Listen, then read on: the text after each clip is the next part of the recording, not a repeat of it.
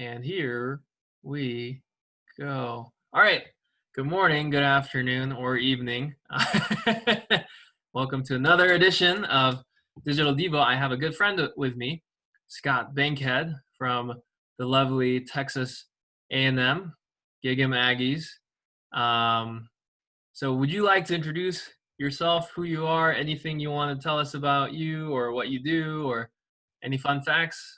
Oh, well, sure. I am, as you said, my name is Scott, and we met each other through seminary, and Insu and I got to be pretty good friends there. I think we met pretty much in our first week in seminary. And I'm native Texan and had been there my whole life. And shortly after seminary, I got a job with the ministry that I worked for while I was in seminary. And it's a Christian disability ministry called Johnny and Friends. And I still work there. I'm currently based out of California, living just outside of Los Angeles. And we answer all kinds of questions from people with disabilities and people without. And it can be anything from we have a wheelchair that we would like to donate to you guys for your mission trips that you take, or it can be questions about people who are just struggling with life. Maybe they have a new disability and they just don't know quite how to handle that and how to reconcile that with a good God, or any number of questions and anything in between. So that's just a little about me and what I do from a day-to-day basis, and glad to get to talk to Insu a little bit about friendships.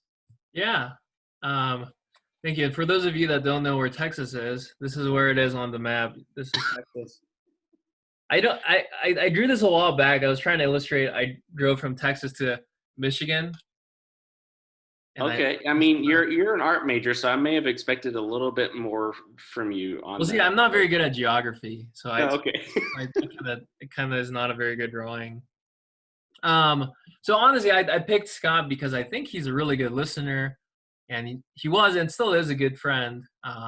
Maybe we'll share more about our seminary stories this time or another time or whatever. But I just wanted to start off with a few questions for Scott. Um, I said, I asked, what are times you, Scott, have had really good or close community, and what did that mean for you? I think for me that's kind of a hard question to answer, and mostly just because I think when you do have good community and you do have good friendships, it's kind of one of those things that you don't really notice and you kind of in some sense tend to take for granted. So I think for me, what I've noticed more is what's happened in my did have those things. And for me, it's just kind of been to this position where honestly, one of the main things that it had brought on for me was depression. Not having those things brought on a kind of depression. And it was not the kind of depression where I just felt like sad, but more just like I felt lethargic and like I didn't have any purpose. And ultimately, like things that are good, like friendships, were just not really important or worth pursuing. Um, and so, I know that that's not part of God's design for us. God's design and the way that the world was before the fall, uh, community existed. And so that's part of God's intention for us, is to be in community. And so when you don't have good friendships and that sort of thing, you get into this mindset of just feeling like even good things like friendships are not worth pursuing. So for me, that's just kind of been one of the things that I've noticed, is that when I did have those things and did have good community, I felt like friendships were worth pursuing. And I got a lot of joy out of serving other people, and got a lot of joy out of doing things that, when you're in a depressed position and you don't have those friendships, don't seem like they're worth it. But if you take God at his word that we're designed for community, and you live out that, and you're in community, you do find joy, even though when you don't have those things, that's maybe some things you can find taxing, and just may not feel like a worthwhile part of your day. Yeah, thanks, Scott. What second thing I wanted to ask you is, what do you think is a good friend, and how do you become a good friend? I think good friendships are built on just being consistent with other people. You think about like trying to do these really extravagant tasks for other people, but really, I think good friendships are built on consistency and just being there for 10 million little things. I mean, I can think of when Insu and I were in seminary, Insu knocked on my door pretty much every single day, and I think Sometimes I didn't even knock. well, yeah, I was gonna. My follow up statement was about to be like, I think he knocked for about a week, and then it got to the point where he just walked in.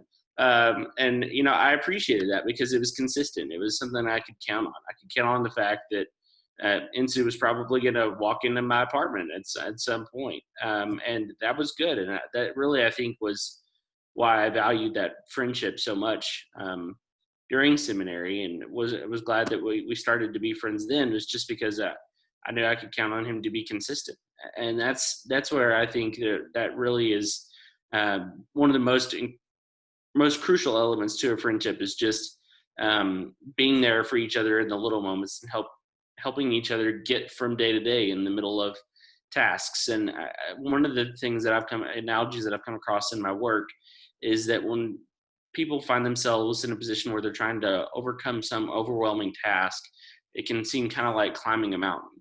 But when you're thinking about climbing a mountain, the best way to climb a mountain is not to think about the top of the mountain and then just head for that. It's to pick the next highest tree between you and the top of the mountain and just make it to the next tree. And then pick the next highest tree and make it to that tree. And so it's just about living from tree to tree, getting to the top of the mountain. If you want to make life manageable, you have to be there for each other as you get from tree to tree. It's not about doing the extravagant things. It's about being there for all the little things that really in the end make all the difference. No, that's good. And not to be like overly gushy or romantic here, but like honestly, Scott, like um, those like, I mean, obviously those 2 years in seminary, like they were so life transforming for me. But and like you said, I was there for you. But honestly, though, like in reality, in my mind, like you were the one that was there for me. Like I knew I could count on you. I had so many different, girl problems or whatever problems or just emotional things, and you helped me process through so much of that stuff. And like you were honestly like the best free counselor therapist that I had. And so in that sense, like you were a really good friend, and you still are. And I guess my next question kind of relates to that, just on the topic of listening, because I think you really are a good listener. You ask some good open-ended questions. You're pretty good at empathy, and I know that's kind of part of your job. So I want to ask, it's kind of I guess a silly question, but how do you ask good questions? How do you become a good listener? Are these, I know maybe it comes more naturally to you, but like, how do you develop these skills? I think really for me, it kind of just comes down to what is my mindset when I am in a conversation with somebody. And I think what a lot of people miss, especially just when you look at the political environment, is we're in a political election, a political cycle and election cycle. Oftentimes when people are in conversations, they are involved in the conversation with the intention of responding, not listening. And to me, that's what makes a good listener, is when you approach a conversation with the intention of understanding the other person and what their mindset is like. And, to me, that was why those conversations that I had with you in seminary were easy for me to do, because we had a solid base of a friendship. And like, I got to know you. I got to know your mindset. I got to understand where you were likely to be coming from in our individual conversations. And that was just built out of us having repeatedly talked to one another. So again, it's just that consistency piece of like, that's what breeds familiarity, and that's what ultimately helps you be a good listener. Good friends make for good listeners. And so that would ultimately be my encouragement, is to just approach with the attitude of a listener, and realizing that the more you get to know somebody, the more you get to know their mindset and just be consistently invested in their life, the better your friend, the better listener you're going to be, because you're going to be more inclined to already know what that person is thinking and feeling before they even say it. Just because you've spent that time and that legwork of relationship to just be there. Yeah, well, that's good. And I guess I had another question, but I think I'll skip that one. I think the final thing I want to ask you is, I guess I have a few like memories I like to reminisce about in seminary. Do you have, and it doesn't have to be with me or like anybody else. Do you have one or two that stick out in your mind? I have one specifically that I'm thinking about, but want to know Okay, what. you share yours first while I Yeah, think. so mine is specifically with you, and there was, I think you'll know, it was on Halloween. We drove to Jack in the Box together. So uh, I think I borrowed one of your. Yeah, drove is a loose term. Yeah, drove is a loose term. That's right. So we, I guess, wheeled ourselves. I don't know. Yeah, Correct. What would you say? yeah, I wheeled, rolled, Yeah. whatever. I don't. You may need to specify that for the people watching. Oh, sure. Uh, so well, actually, I don't know. I don't know exactly the condition you have, but I know that you have been in the wheelchair most of your life. What is the condition It's exactly called there? spina bifida. It's a birth defect. So, I mean, I've been in some need of mobility help all my life. Yeah. Yeah. So he's really good with wheelies and like moving around in the wheelchair. And I don't know, for whatever reason he had an extra one around, and I'm like, hey, let's go through Jack in the Box. It's Halloween. I want to go through Jack in the Box, and we went through the drive-through. And I don't even know what we ordered. Did you order any food? I don't know if you did or I not. think I got a drink, and you might have gotten some fries or something Yeah. like that.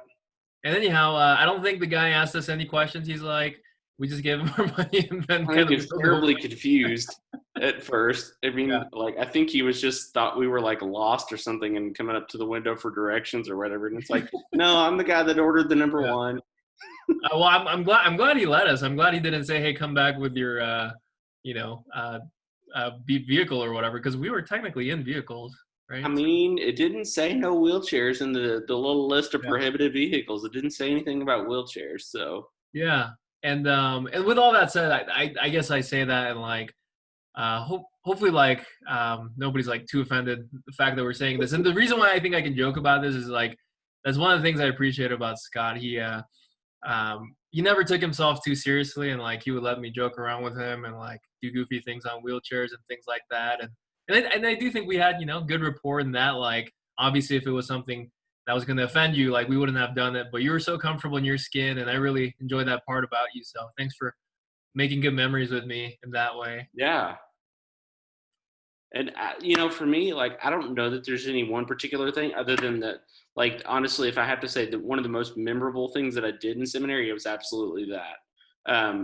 So you might have stolen my thunder a little bit there on Okay. the most memorable things that I did, but I don't know. I just think about how often you and I saw each other, and that was a good thing. And I didn't realize just how much I needed that, and that was a time in my life when I really did need that because I had up to that point been felt like I was constantly the pursuer of relationships, and so I appreciated you being consistently pursuant of me in relationship just by virtue of popping by my apartment on your way in from the building or in from class or whatever. And so, like, I don't know that there's any one particular thing that, like one particular conversation that we had that I think was especially impactful, but just the cumulative effect of you being there so consistently meant a lot.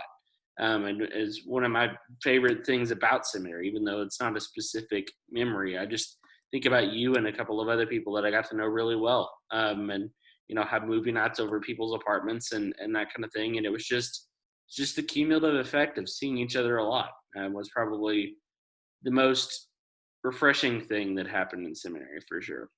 Yeah.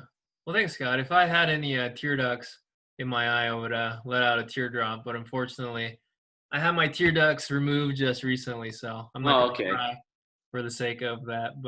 Okay. But hey, man, I really do appreciate you, and I'm praying for your ministry. And I'll hop and just thanks for stopping Yeah, by of course. Colorado here via Texas. Yeah, buddy. Yeah.